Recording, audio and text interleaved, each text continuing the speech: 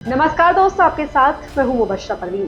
दोस्तों, अयोध्या फैजाबाद लोकसभा क्षेत्र के अंदर आने वाली मिल्कीपुर विधानसभा का उपचुनाव बीजेपी के लिए बदलापुर का मैदान बन गया है। लोकसभा चुनाव में अखिलेश यादव का बीजेपी से फैजाबाद सीट छीन लेना और उसे अयोध्या की हार के रूप में प्रचारित किए जाने को योगी आदित्यनाथ ने अपनी प्रतिष्ठा का सवाल बना लिया है। देखना है अयोध्या के दूसरे सीजन की कहानी किस मोड़ पर खत्म होती है। अवधेश प्रसाद लोकसभा चुनाव 2024 से पहले मिल्कीपुर सीट से ही विधायक हुआ करते थे। फैजाबाद लोकसभा सीट से चुनाव जीत जाने के बाद अब वो अयोध्या के रूप में सांसद के रूप में मशहूर हो गई।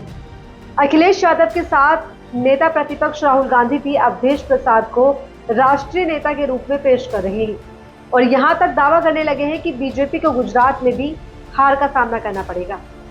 अब तो ऐसा लगता है कि मिल्कीपुर विधानसभा सीट की लड़ाई फैजाबाद लोकसभा क्षेत्र से भी ज्यादा अहम हो गई है।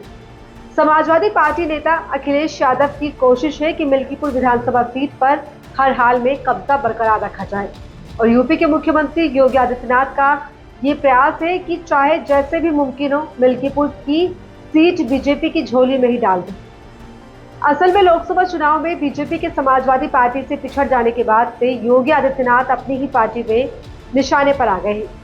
लोकसभा चुनाव में समाजवादी पार्टी ने 37 सीटें जीत ली थी, जबकि बीजेपी 33 सीटों पर ही सिमट कर रह गई थी।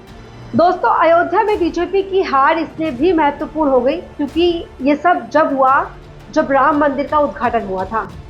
यानी जिस अयोध्या आंदोलन के बूते पर बीजेपी केंद्र की सत्ता पर काबिज हुई, यहाँ राम मंदिर बनना ऐसा हो गया कि बीजेपी को लोकसभा चुनाव में शिकस्त झेलनी पड़ी। चाहे जितने भी कारण बताए जा रहे हो, बीजेपी के लिए ये सबसे बड़ा सवाल है। लोकसभा चुनाव के नतीजे आने के बाद ये चर्चा भी चल पड़ी है कि धर्म की राजनीति पर कास्ट पॉलिटिक्स हावी होने लगी है। मिल्कीपुर सीट पर फिर से लड़ाई धर्म बनाम जाति की होती दिख रही है। आखिर योगी आदित्यनाथ को ये बहस चलाने की जरूरत क्यों पड़ रही है कि बटेंगे तो कटेंगे, जिसके बाद से सियासी घमासान मचना तय माना जा रहा है। योगी आदित्यनाथ के इस बयान के बाद से कई सारी जो है दांवपेच भी देखने को मिल रहे हैं। तो किस तरह से यूपी की 10 सीटों पर उपचुनाव एक बड़ा जो है रथ कहीं ना कहीं होने वाला है, जहां पर सारी पार्टियां एक दूसरे से आगे बढ़कर चल रही हैं। देखना दिलचस्प होगा। बाकी आप इस पूरे मुद्दे पर क्या सोचते हैं अपनी राय कमेंट बॉक्स में जरूर बताइएगा। अगर आपको वीडियो पसंद आए तो वीडियो को लाइक करें, शेयर करें और हमारे चैनल भारत लोक को सब्सक्राइब करना ना भूलें।